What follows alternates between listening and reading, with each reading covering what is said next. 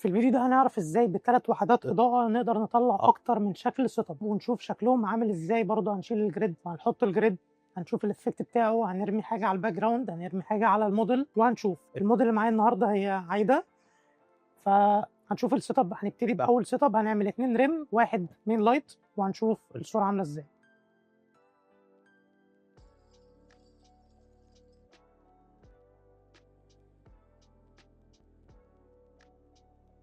النوع ده اسمه 3 بوينت لايت. ال 3 بوينت لايت بيبقى معتمد اساسي على 2 ريم 1 مين. طيب زي ما احنا عارفين ان انا لما باجي اخش الاستوديو لازم بتاكد ان التشانل بتاعت كل الهيدات هي نفس التشانل بتاعت التريجر بتاعي. انا هنا عامل الاثنين الريم نفس التشانل ونفس الجروب. ليه؟ علشان لما اجي اضرب بيبقى نفس الباور. المين لايت بتاعي بخليه على جروب مختلف اللي هو جروب A، اللي ورا بعمله جروب C.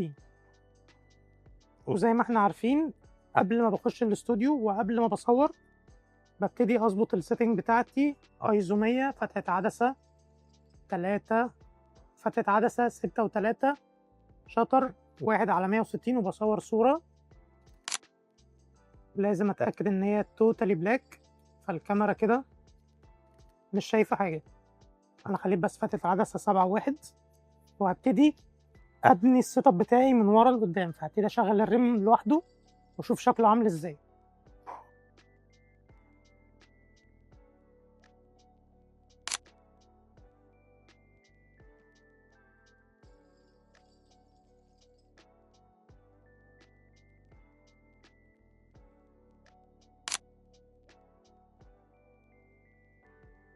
تمام.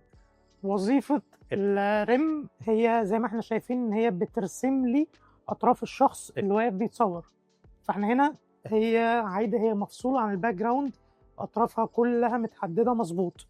فانا مش محتاج اغير مكانه. ممكن اعلي الباور، بس بحب اشوف لو انا عليت الباور الافكت بتاعه يبقى عامل ازاي. لو ما عجبنيش برجع انزل تاني على الباور اللي انا عليه. انا دلوقتي على 1/8، هجرب اعلى 1/4 واشوف.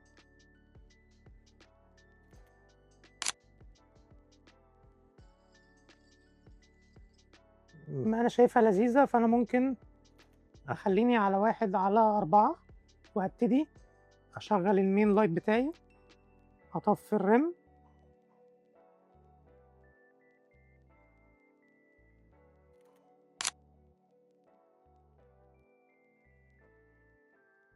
حلوة.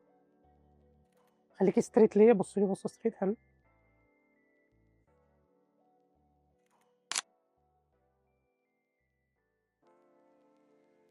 خلي وشك ستريت اكتر. ايوه نايس. حلو أوي. نايس. ده الافكت بتاع المين لايت لوحده. اقدر دلوقتي اشغل الريم ونبتدي نصور. يلا بينا، احنا جاهزين.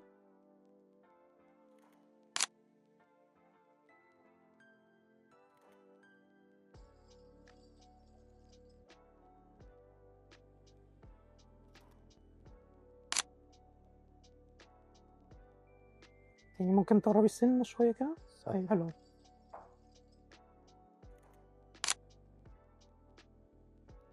ده شكل لو انا مستخدم 2 ريم 1 مين.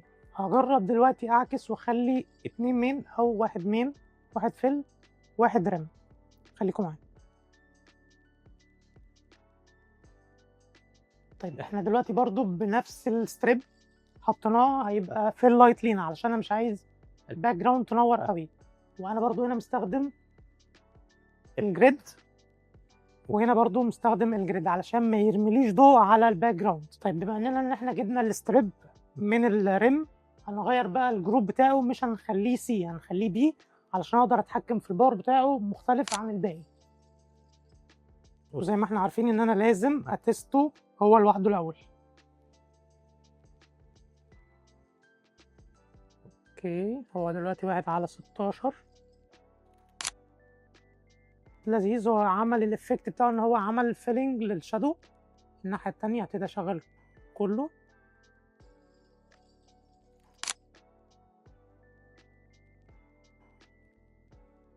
حلو اوي. نايس.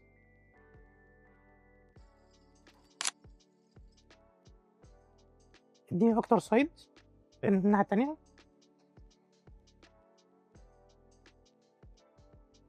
حلو قوي.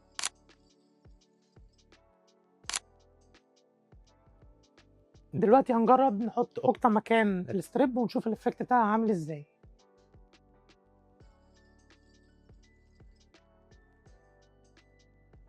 احنا دلوقتي حطينا الاوكتا هي في اللايت. ليه ما حطيتهاش بزاويه 45؟ عشان انا مش حاطط عليها الجريد، فلو انا حطيتها بزاويه 45 الاضاءه بتاعتها هتوصل للباك جراوند، فانا حطيتها تقريبا سايد عشان تنور لي بس الناحيه الثانيه وتشيل الشبهات اللي بتعملها لي الاوكتا. هتست برضو الباور بتاعها لوحده.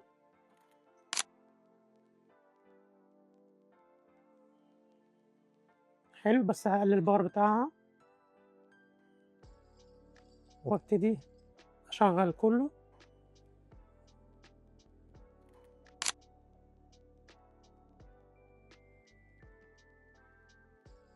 حلو قوي. نايس.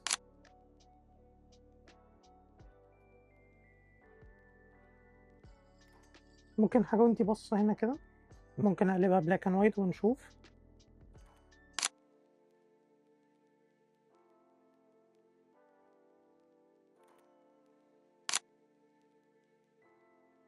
طيب احنا دلوقتي هنجرب نغير السيت اب ونشوف لو رمينا حاجه على الباك جراوند هيبقى الشكل بتاعها عامل ازاي.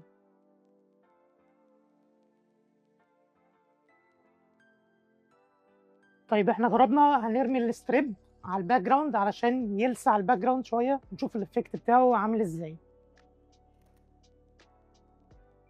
حلوه، هلسعها اكتر شويه.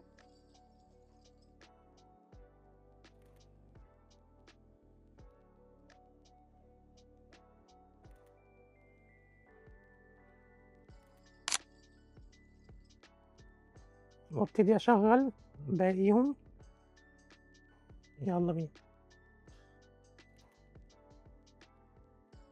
تاني.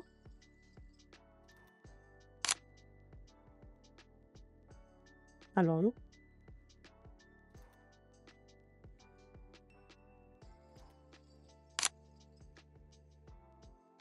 وده كان الايفكت بتاع 3 بوينت لايت. اقدر اطلع اكتر من سيت اب. ده الجزء الاولاني، هنعمل جزء تاني منه وهنجرب اكتر من شكل، وهنجرب ازاي يبقى معايا حاجات هارش، ازاي يبقى معايا موديفايرز مختلفه، ازاي يبقى معايا فلاشات وهدات، وازاي اصيغ كل واحده الشكل اللي انا عايزه.